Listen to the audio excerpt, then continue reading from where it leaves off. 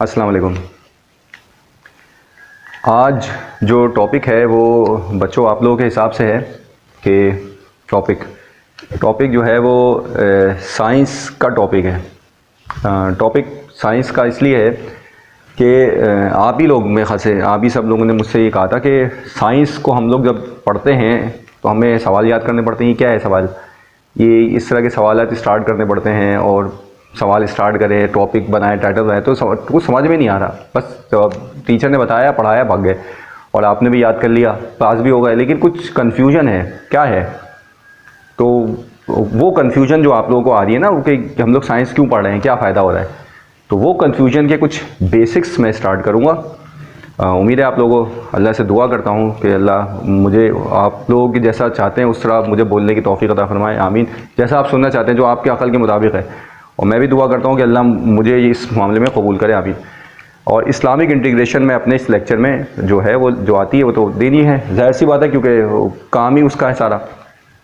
आप लोग जब साइंस पढ़ते हैं, साइंस,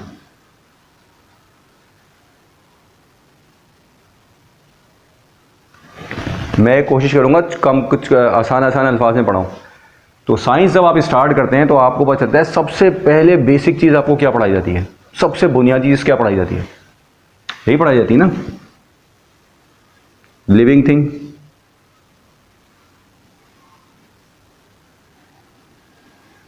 और एक नॉन लिविंग थिंग।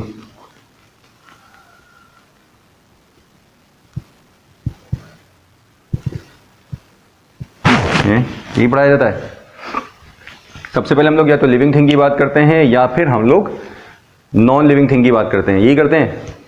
अच्छा, अब लिविंग थिंग तो आपको पता ही है, जानदार, और नॉन लिविंग थिंग आते हैं यानी कि जो गैर जानदार हैं, जो जानदार नहीं है, जैसे हवा पानी हो गया, मिट्टी हो गई, पत्थर हो गए, और बहुत सी चीज़ें हैं जो नॉन लिविंग थिंग में आती है। मेज़ हो गई, टेबल हो गई, मार्कर हो गया।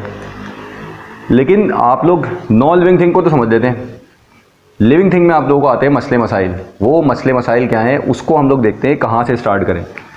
तो हम लोग चले इसको स्टार्ट करते हैं। अब मैं यहाँ पे ये मिटा के सिर्फ लिविंग थिंग लिख रहा हूँ, सही है? क्या लिख रहा हूँ? लिविंग थिंग, एस भी लगा दें, थिंग्स, जानदार। जब आप लोग साइंस स्टार्ट करते हैं तो आपको पता है कि लिविंग थिंग भी कोई लिविंग थिंग यानी कि जानदार को बोलते हैं। लेकिन जानदार आपके जो ना तीन तरह के हैं, तीन तरह के जानदार आपको पता चलते हैं कि भाई ये तो तीन तरह के जानदार हैं, तो बड़ा मसला हो गया। कौन कौन से? एक है एनिमल्स, एक आपके प्लांट भी जानदार हैं, और एक आपके जानदार हैं माइक्रोब्स। यही तीन तरह के जानदार हैं। क्या होते हैं? एनिमल्स कौन कौन सी तरह के एनिमल्स हैं? जानवर, हर तरह के जानदार, जितने भी जानवर हैं, सब तरह के जानवर जितने भी हैं, जानदार कहती है जानवर, जितने भी तरह के जानवर हैं वो सब आ जाते हैं एनिमल। जितने तरह के प्लांट हैं, ज़मीन में हो, समंदर में हो, समंदर की गहराई में हो, प्लांट, वो सारे प्लांट में आ जाते हैं। और माइक्रोब्स कौन से हैं? माइक्रोब्स आपके आते हैं वो जानदार जो आपको नज़र नहीं आते, लेकिन आप लोग माइक्रोस्कोप से देखते हैं। माइक्रोस्कोप से कौन कौन से देखते हैं आप? बैक्टीरिया, वायरस, और यही सारी चीज़ें, ठीक है, जर्म्स वगैरह, ये सब आपके माइक्रोब्स के अंदर रहते हैं। तो ये आपके कुछ लिविंग ऑर्गेनिजम्स लिविंग थिंग के अंदर तीन आते हैं। तो अब इन तीन के अंदर एनिमल की भी कुछ क्लासेस आती हैं। सबसे पहले हम पढ़ेंगे क्लास को। अब मैं यहाँ पे लिविंग थिंग मिटा रहा हूँ, ये आपको एक चीज़ समझ में आ गई। अब हम आते हैं क्लासिफिकेशन ऑफ एनिमल्स के ऊपर। मैं जानवरों को बता रहा हूँ। यहाँ पे हम हेडिंग डाल लेते हैं,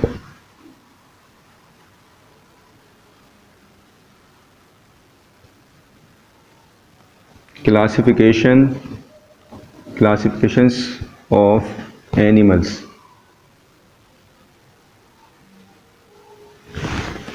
ठीक है, क्लासिफिकेशन ऑफ एनिमल्स क्या है मसला। सबसे पहले आप क्लासिफिकेशन को समझें। क्लासिफिकेशन मतलब क्या है? मिसाल के तौर पे ये है अबू बकर 10 साल का, और ये अबू ज़र जो है कितने साल का है, ये 6 साल का। इसको मैं 5 क्लास में एडमिशन ला सकता हूँ? नहीं, क्यों नहीं ला सकता ना। और ये ये 10 साल का है, इसको मैं नर्सरी में एडमिशन ला सकता हूँ? नहीं, क्यों नहीं? उसकी वजह यह है कि ये बच्चा इस क्लास का है और ये बच्चा इस क्लास का है।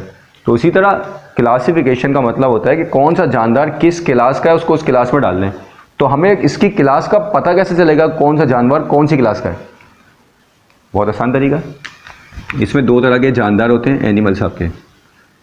एनिमल्स आपके 2 तरह के होते हैं। सबसे पहले वाला जो होता है वो होता है आपका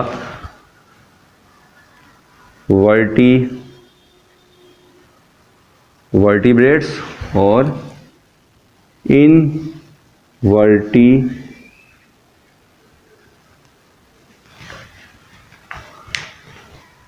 इनवर्टिब्रेट्स।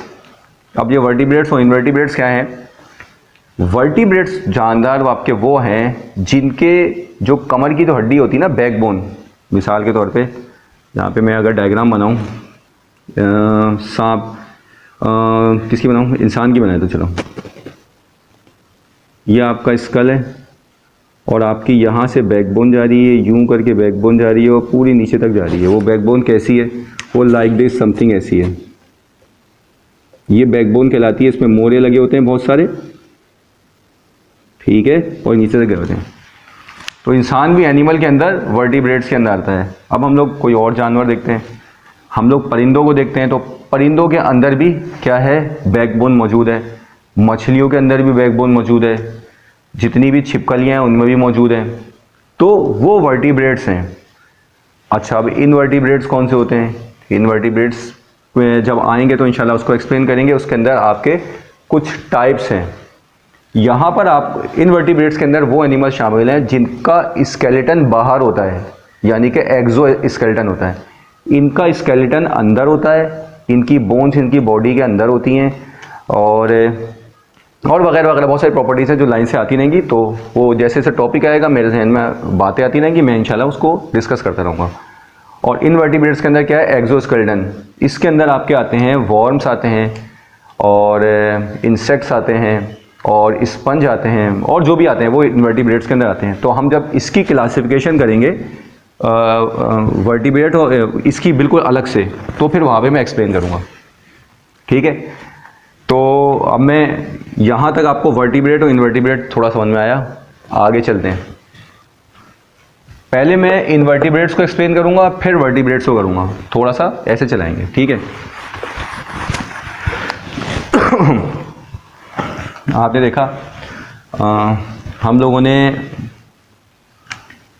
एनिमल्स के अंदर, अब मैं इनवर्टिब्रेट्स को पढ़ा रहा हूँ। ये क्या होते हैं? इनवर्टिब्रेट्स, इनवर्टिब्रेट्स, सही है। इनवर्टिब्रेट्स के अंदर आपके कुछ एनिमल्स कैटेगरीज आती हैं। नंबर 1 जो है सबसे पहला, वो कहलाते हैं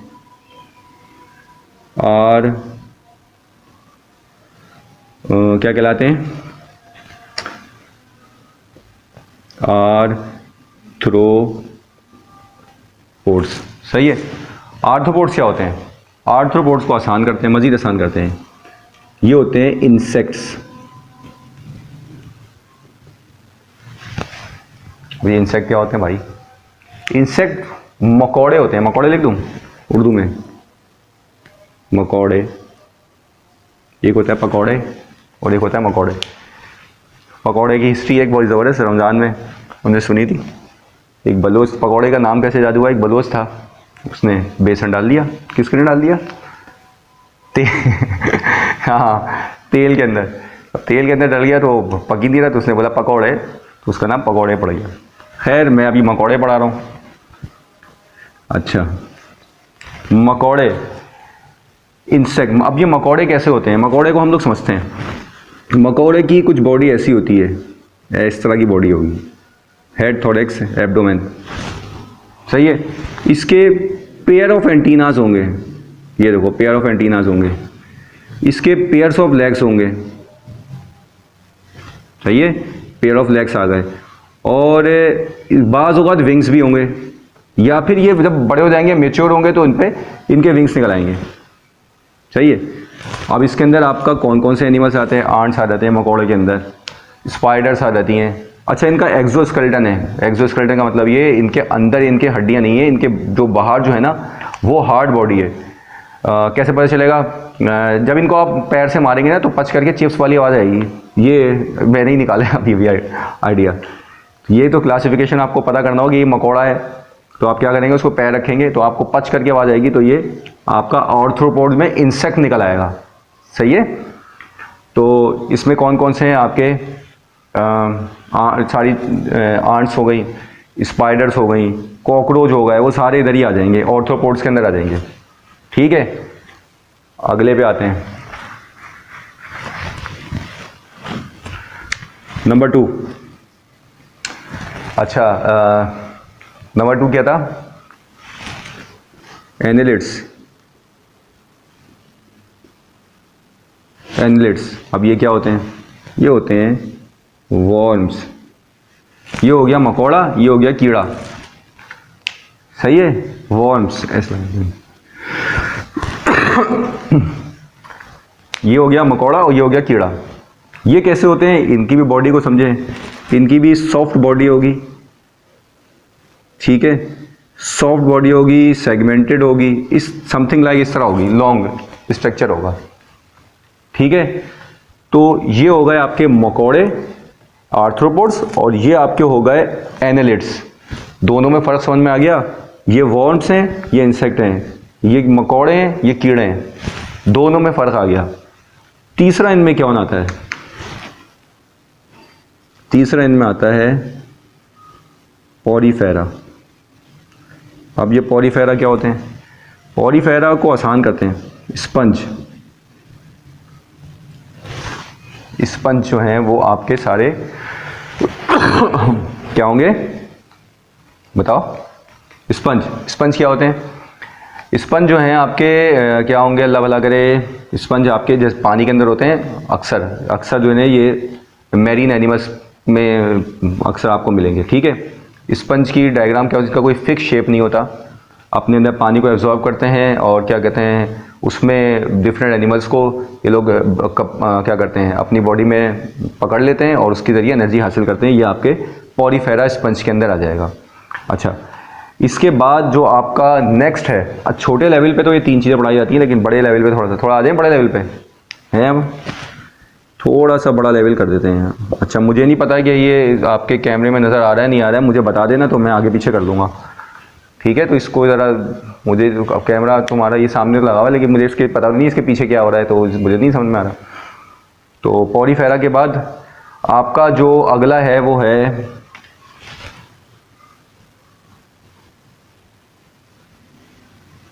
सिंडेरियंस।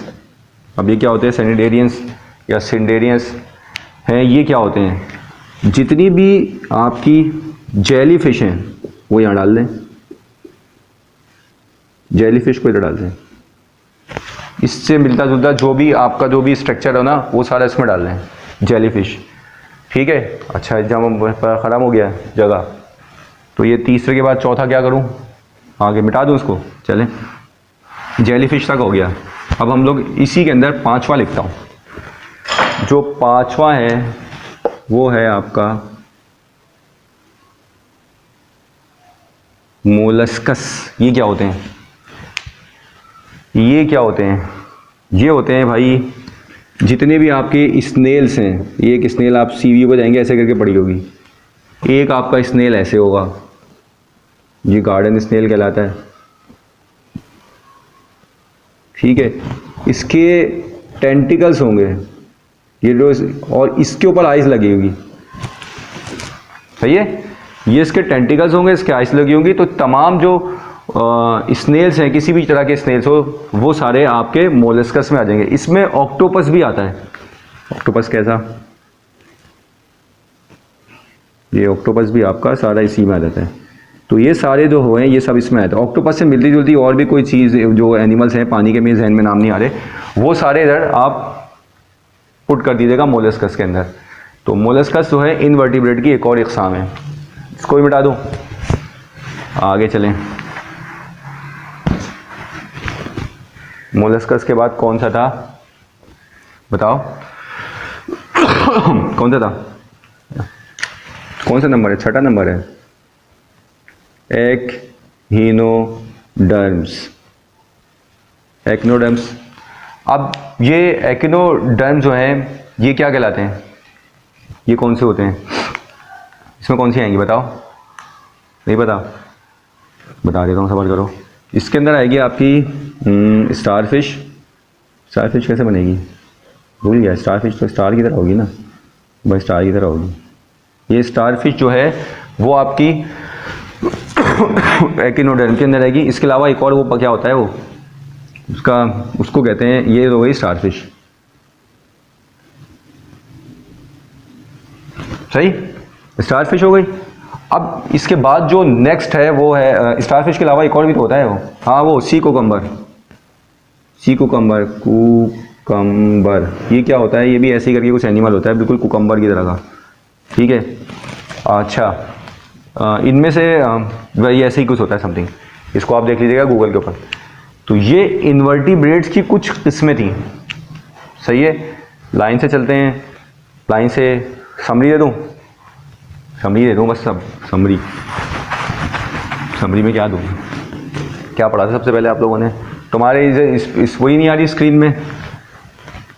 सबसे पहले हमने पढ़ा था साइंस, साइंस में क्या पढ़ा था हमने, लिविंग थिंग,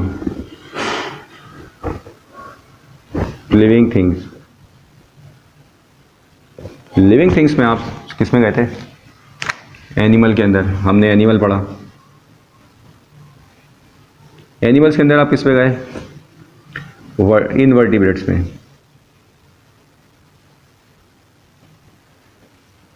इनवर्टिब्रेट्स के अंदर आप किस में गए सबसे पहले सॉरी, सबसे पहले गए आर्थ्रोपोड्स के अंदर। आर्थ्रोपोड्स के अंदर किस में गए थे, एनेलिड्स के बाद एनेलिड्स में गए। एनेलिड्स के बाद किस में गए थे, हैं बताओ, स्पंज, पॉरीफेरा, पॉरीफेरा। पॉरीफेरा के बाद आप लोग गए थे मोलस्कस के अंदर। लास्ट क्या था, मोलस्कस। अब पॉरीफेरा के बाद तुम लोगों ने मोलस्कस किया नहीं ना, देखने तो ये होगा वो ज़मीन, कीड़े मकोड़े, ये स्पंज, और एक सिंडेरियन भी तो होगा, है ना, सिंडेरियन था ना, ये पहले पढ़ा था, ये बाद में पढ़ा था शायद, है इसे यही कहना है ना, ये पहले पढ़ा था वो बाद में। उसके बाद जो तुम लोगों का जो क्या था, देखो नाम ही भूल गया, भी पढ़ाया खुद ही, आखिरी था एक्नोडर्म, ECHINODERMS। तो ये पांच तुम आप लोगों एनिमल्स को जब आप देखें, ये पांचों आ रहे हैं, नहीं आ रहे, अच्छा चलो लिख दिया अब तो ये अगर पांचों आप लोग क्लासिफाई कर लो कि कौन सा एनिमल किस क्लास का है, तो आपको उस क्लास के अंदर उस एनिमल को डाल सकते हैं इनवर्टिब्रेट्स के अंदर। तो इंशाल्लाह अब मैं नेक्स्ट क्लास में आपको वर्टिब्रेट्स के बारे में बताऊंगा। तो यहाँ तक ये अच्छा भाई, तो आप लोगों को इनवर्टिब्रेट्स का ही मसला हो रहा होता है, वर्टिब्रेट्स के अंदर तो आप लोग वो समझ ही लेते हो क्या क्या होते हैं, वैसे मैं वो करा दूंगा मैं। तो इंशाल्लाह हम लोग अपने नेक्स्ट लेक्चर में मिलेंगे, तब तक के लिए अल्लाह हाफिज़, अस्सलाम वालेकुम व रहमतुल्लाह।